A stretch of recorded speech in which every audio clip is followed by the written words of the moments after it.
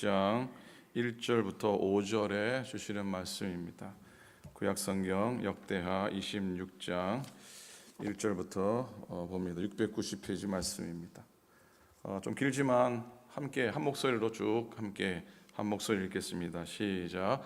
유다 온 백성이 나이가 16세인 요시야를 세워 그의 아버지 아마샤를 대신하여 왕으로 삼으니 아마샤 왕이 그의 열조의 묘실에 누운 후에 우시야가 엘롯을 건축하여 유다에 돌렸더라. 우시야가 왕위에 오를 때에 나이가 16세라. 예루살렘에서 52년간 다스리니라. 그의 어머니 이름은 요골리아요 예루살렘 사람이더라. 우시야가 그의 아버지 아마샤의 모든 행위대로 여호와 보시기에 정직하게 행하며 하나님의 묵시를 밝히 아는 스가랴가 사는 날에 하나님을 찾았고 그가 여호와를 찾을 동안에는 하나님이 형통하게 하셨더라. 아멘. 아멘.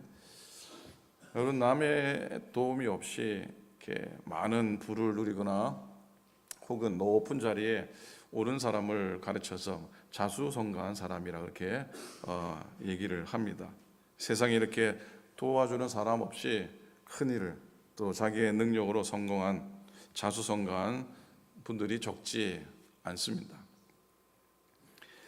이들의 삶을 돌아보고 또 고생한 얘기를 들으면은 마음 한가운데 절로 이렇게 존경의 마음이 일어납니다.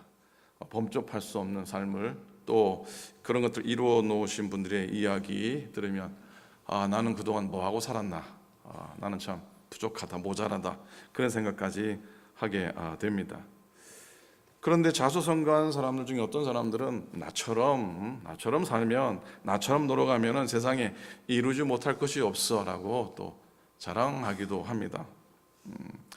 자기의 경험이 세상살이의 전부인 것처럼 포장하기도 합니다. 그런데 여러분, 이 세상에 자기 혼자 힘으로 성공한 사람이 있을까요? 없을까요? 자기 혼자 성공한 사람이 과연 있을까요?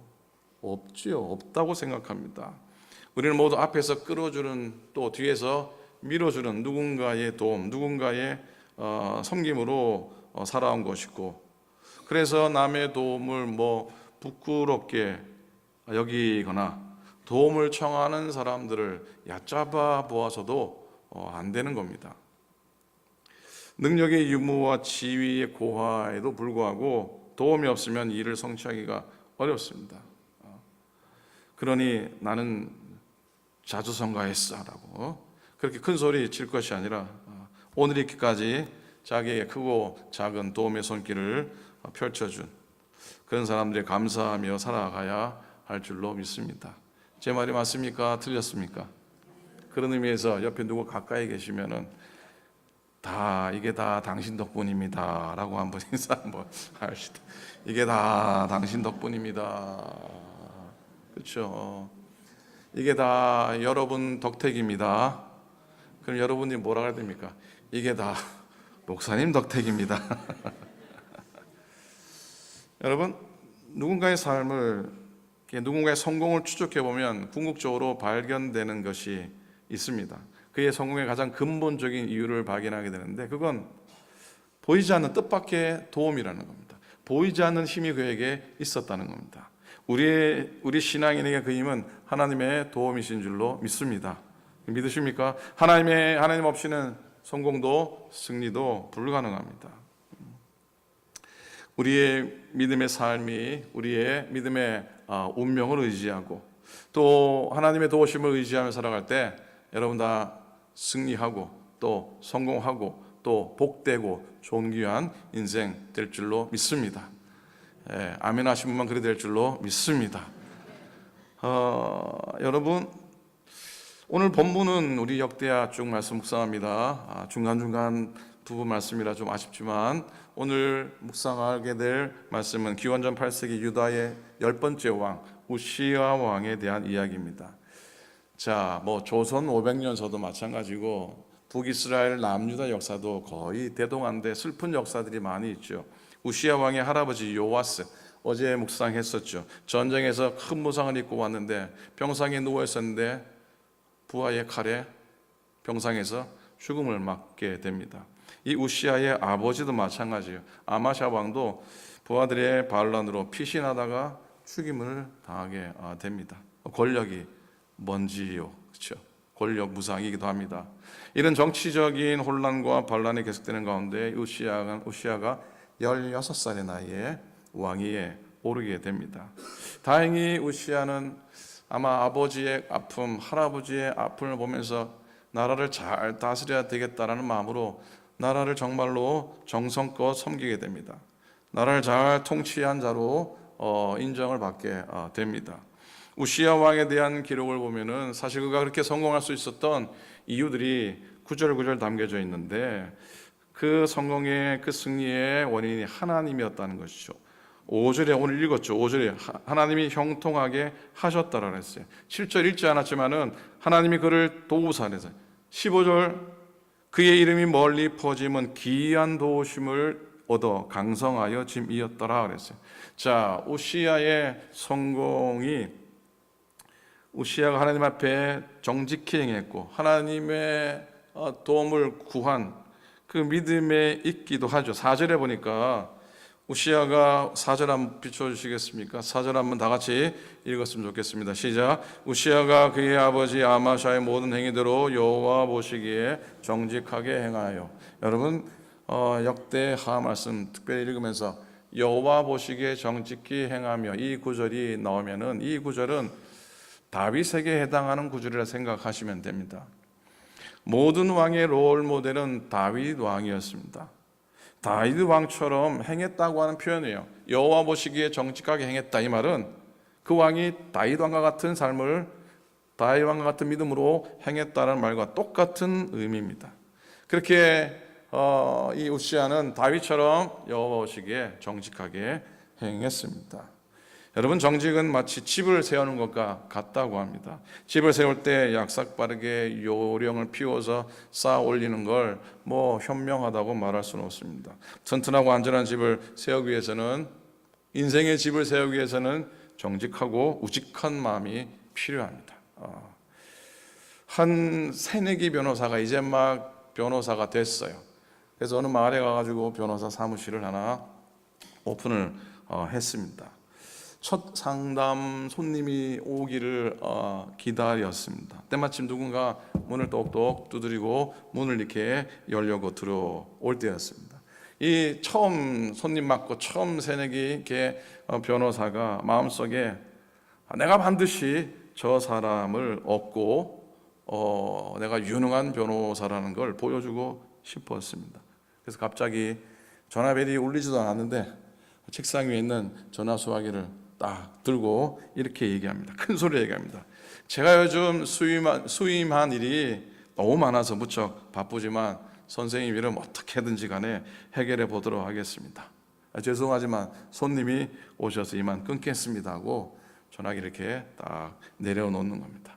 그래서 새내기 변호사가 손님이 왔으니까 손님을 향해서 어떤 일로 오셨습니까? 물었는데 이 손님이 말을 못하고 머뭇거리고 있는 겁니다. 한참을 있다가 이렇게 대답합니다. 선생님, 저는 전화국에서 나온 기술자인데 신청하신 전화선 연결해 드리려고 왔습니다 라고 이렇게 얘기를 한 겁니다.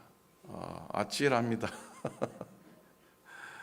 잠깐의 만족 느끼는 허세로 과시하지 않고 어느 순간에나 정직하게 최선을 다해야 좋은 결과 얻게 될 줄로 믿습니다.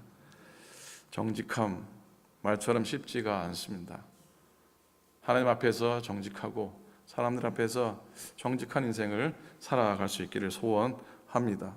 자, 우시아가 이렇게 정직을 보이고 하나님 구하는 삶을 살았던 삶의 자세도 귀하지만 근본적으로 우시아의 삶에 임했던 하나님의 은혜가 우시아의 삶을 덮었던 하나님의 은총이 그의 형통의 원인이었어요. 하나님의 선물이었다는 겁니다. 그가 잘된 게 하나님의 선물이라는 겁니다. 그 사실을 보여주는 한 단어가 15절에 나오는데요. 15절을 잘 보면은 다른 데서 잘 보지 못하는 한 표현이 나옵니다. 그 표현이 뭐냐면 기이한 도우심이에요. 한번 따라 하시겠습니까? 기이한 도우심. 여러분, 우리가 하나님으로부터 복을 받았다면 우리에게 복을 받을 만한 어떤 조건 때문이 아니라고 고백하기 원합니다. 그게 아니죠. 이 사실을 망각하고 나의 복을 당연한 걸 여기면 그런 교만한 사람입니다. 하나님의 모든 복은 은혜와 선물로 받은 겁니다. 하나님의 모든 복은 뭐로 받은 거라고요?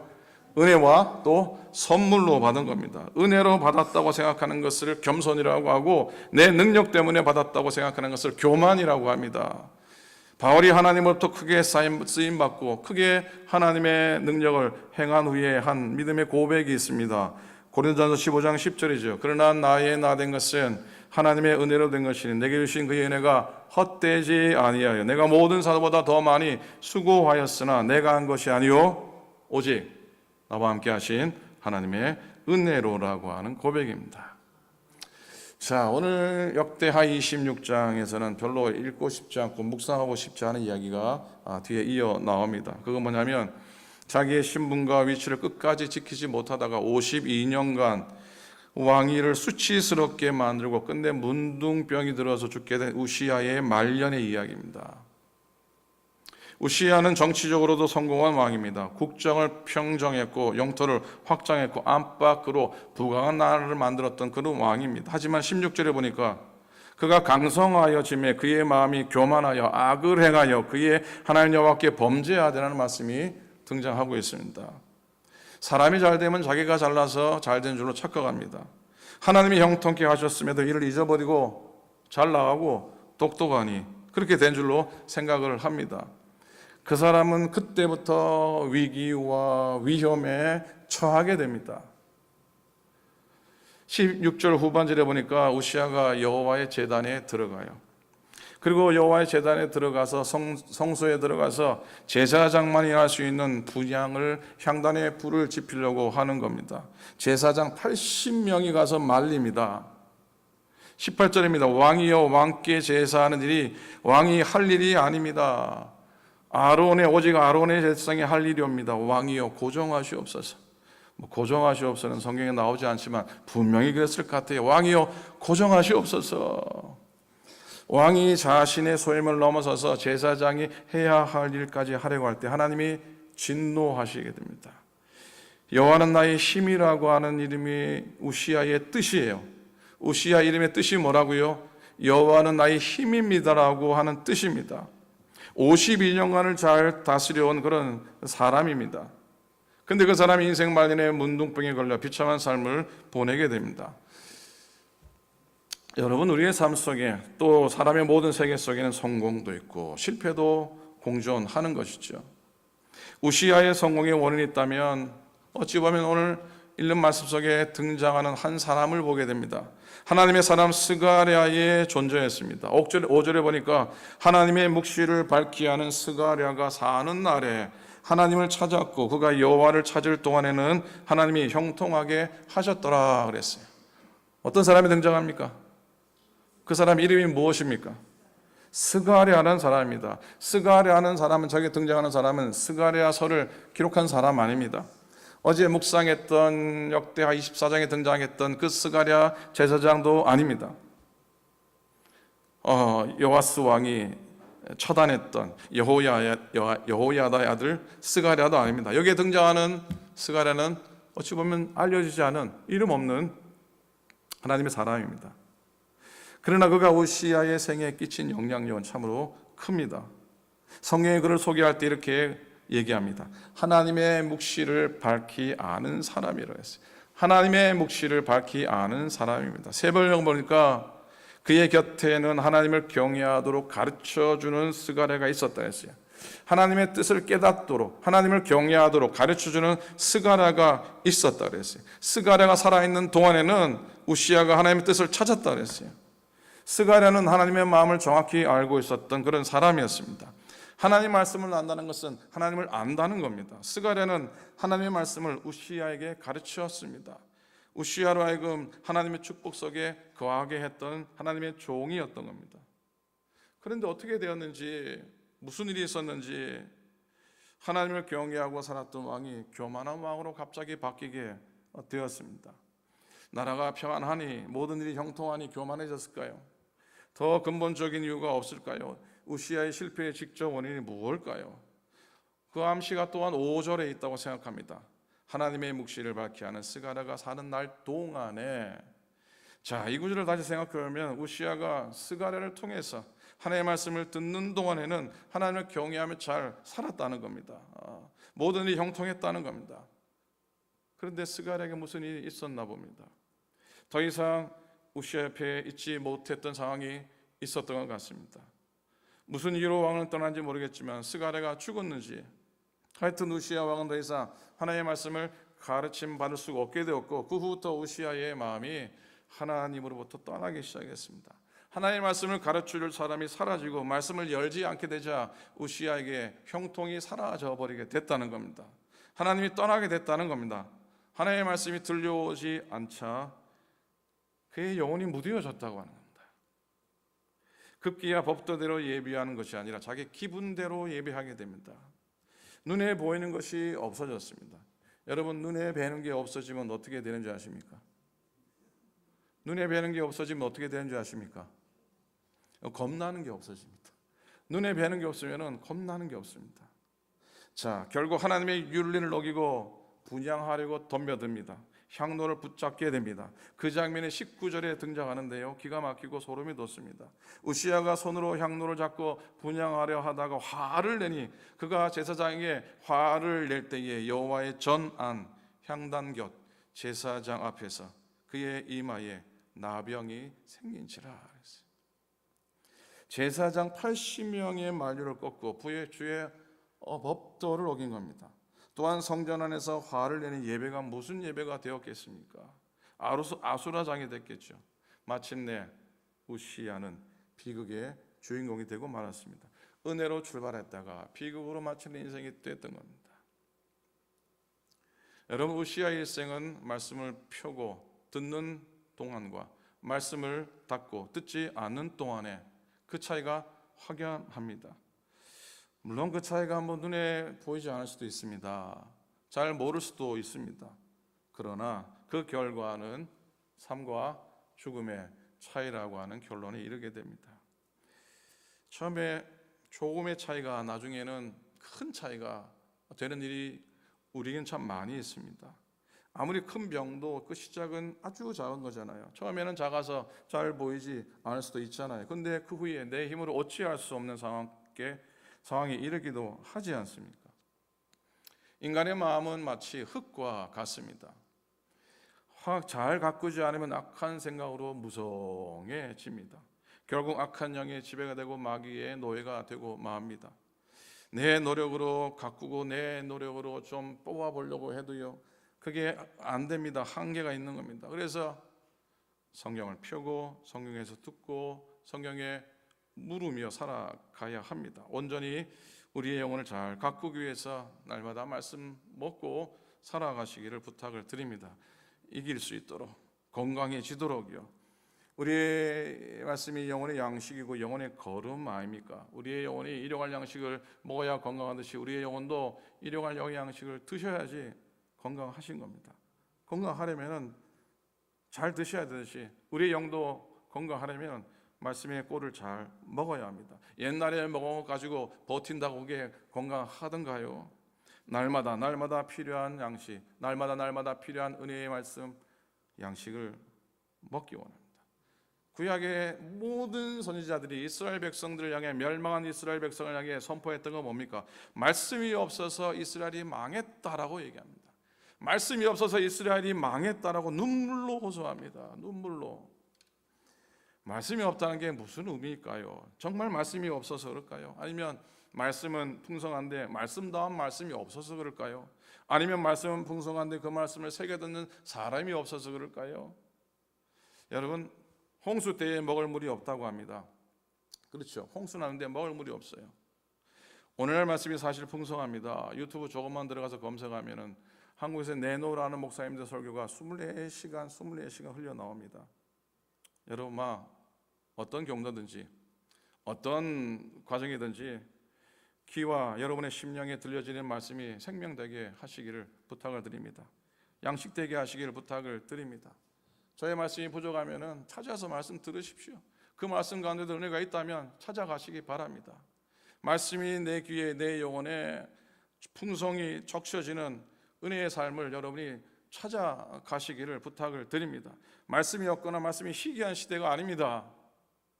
오히려 말씀을 받는 우리의 심령의 연약함과 해이함이 문제인 것이죠. 너무 많아서 문제입니다. 저희 집사람 보니까 너무 많은 물건이 어디 가게 가면 잘 고르지를 못한다고 합니다. 저도 좀 그런 경향이 있습니다. 많으면 못 고릅니다. 적은 가운데 하나님의 은혜의 길을 따라가는 것이죠. 어느 목사님이 어느 날 공중고개하는 사람에게 물었답니다. 여러분들은 한 번은 실수하거나 떨어진 적이 없습니까? 고개사가 이렇게 대답했답니다. 왜요? 우리도 때때로 떨어집니다. 그래서 우리들은 멋있게 떨어지는 방법을 훈련을 합니다. 그래서 우리가 뒤로 잘못해서 떨어질 때 몸을 뒤로 솟구칩니다. 그러면 사람들이 그런 행동도 서커스의 한 부분인 줄 알고 생각하고 박수를 쳐줍니다 라고 이렇게 대답을 했다고 합니다. 우리도 믿음의 줄에서 떨어져 실수할 때가 얼마나 많이 있습니까? 그러나 어떻게 멋지게 떨어져야 합니다. 어떻게 떨어지라고요? 멋지게 떨어져야 됩니다. 근데 그게 쉽지가 않습니다. 자, 하나님은 실수한 사람들이 다시 일어날 수 있는 길을 마련해 놓으셨어요. 실수한 사람이 다시 일어설 수 있는 길을 마련해 놓으셨는데 그게 뭔지 아십니까? 그게 뭔지 아세요? 그게 회개입니다. 그게 회개입니다. 회개. 우시야 왕이 제사장들이 뜯어 말릴 때 받아들였다면은 문둥병에 걸리지 않고 마지막 생에 말령 고통당하지 않았을 겁니다. 실수하지 않는 사람 참 멋있는 사람입니다. 그러나 자기의 실수를 고백하고 하는 사람 모습도 참 귀하고 참 복되다고 믿습니다. 여러분, 하나님의 말씀을 열지 않고 하나님의 말씀을 듣지 않는 사람은 누구의 충고도 듣지 않는다고 하는 것이 비극입니다. 여러분, 성경을 열고 하나님의 말씀 들려주는 말씀 들으며 살고 계십니까? 말씀이 말씀되게, 은혜가 은혜되게 오늘도 성경을 열고 말씀을 듣고 나의 손으로 말씀을 기록하며 믿음의 삶을 걸어갈 수 있기를 부탁을 드립니다. 그래서 하나님께 속한 사람으로, 그리스도 안에 거하는 사람으로, 성령의 인치심 받는 사람으로 살아가시기를 축복합니다. 여러분, 하나님 없이는 성공도 승리도 불가능합니다. 마찬가지 말씀 없이 변함없는 신앙의 완주 불가능합니다. 자수성가한 사람이 되기보다는 믿음의 동지들의 동력의 기도와 하나님의 강권적인 도우심으로 승리하는 하나님의 사람들이 되시기를 간절히 부탁을 드립니다. 여러분 집에 요즘은 잘 없지만 CD 플레이어나 비디오 플레이어가 있습니다. 그 플레이어에는 이런 사인이 하나 있습니다. 안 넘어가는군요. 하나만 보여주시겠습니까? 이런 표시가 있습니다. 아이고, 너무 많이 넘어갔어요. 뒤에 거 보여주면 안 되는데, 5가지. 이게 딱딱 맞아야 되는데 딱딱 안 맞아요. 이게 무슨 표시입니까? 백월드. 뒤로 가기 아닙니까? 그죠? 이거는 전에 들었던 노래가 너무 좋고 전에 봤던 영화가 너무 좀 다시 돌아가서 어떻게 재생할 수 있는 것 아닙니까? 그런데 인생의 삶에는 이게 백으로 가는 게 없어요. 뭐만 있습니까? 앞으로 가는 것만 있습니다. 인생을 되돌릴 방법이 없습니다. 그래서 인생은 연습이 없고 인생은 리허설이 없다고 합니다. 그건 오늘 하루하루를 말씀 안에서 믿음으로 감사하며 살아가야 할 이유이기도 합니다. 그리고 인생의 시계는 단 한 번 멈출 때가 있습니다. 그게 처음이자 마지막입니다. 언제 어느 시간에 멈출지는 아무도 모릅니다. 그리고 지금 이 시간도 여러분의 시간이라고 생각하시면 안 됩니다. 인생의 시계가 멈추기 전에 우리 삶의 신앙 인생의 마무리를 잘 믿음으로 할 수 있기 바랍니다. 시간이 임박합니다. 믿음으로 자신을 돌아보고 말씀 앞에 늘 서시기를 부탁을 드립니다. 오늘도 내일도 평생토록 내가 주님 사랑합니다. 내가 주님 사랑합니다. 늘 고백하시면서 말씀을 열고 말씀을 듣고 말씀을 따라 사는 말씀의 사람들이 꼭 되시기를 우리 주님의 이름으로 간절히 부탁을 드립니다. 축원을 드립니다. 아멘. 이와 같은 때에 난 노래하네 사랑을 노래하네 주님께 이와 같은 때 이와 같은 때에 손 높이 드네 손 높이 드네 주님께 한 번 더 합니다. 이와 같은 때에 이와 같은 때에 난 노래하네 사랑을 노래하네 주님께 이와 같은 손 높이 드네 손 높이 드네 손 높이 드네 주님께 아멘. 주님 사랑해요. 주님 사랑해요.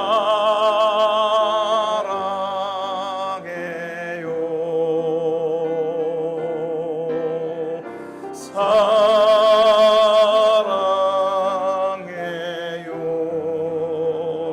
아멘.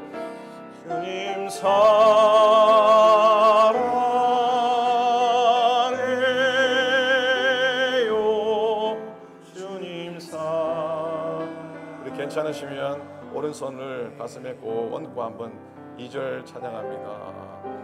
이와 같은 때 난 기도하네 난 기도하 조용히 기도하네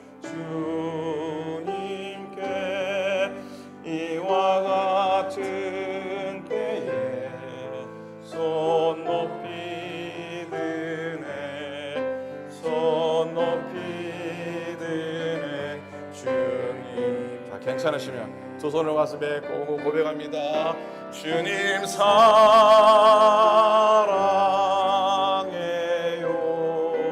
아멘. 사랑해요.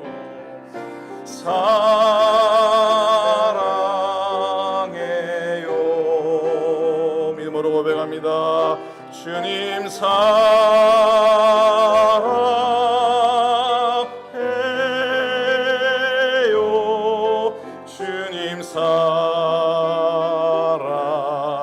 사랑해 하면 합니다. 주님 사랑해요. 사랑해요. 주님 사랑해요. 우리 입술뿐 아니라 마음으로 고백하기 원합니다. 사랑해요. 사랑해요. 두 눈 꼭 감고 찬양합니다. 사랑해요. 주님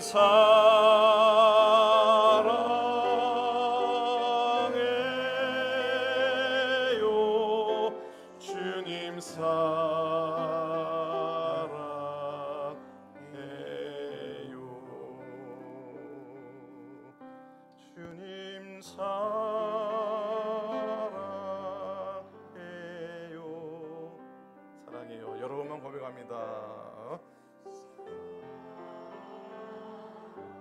입술을 열고 고백 한번 해봅니다. 주님 사랑해요.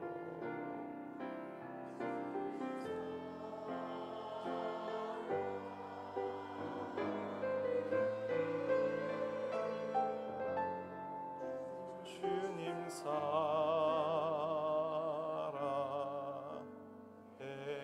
사랑해요. 하나님 우리 입술로 고백한 이 고백이 우리의 평생의 삶을 붙들게 하시고 말씀을 열고 말씀을 듣고 말씀에 묻고 말씀을 따라 살아가는 우리 되게 하소서. 감사합니다. 예수님의 이름으로 축복하며 기도합니다. 아멘.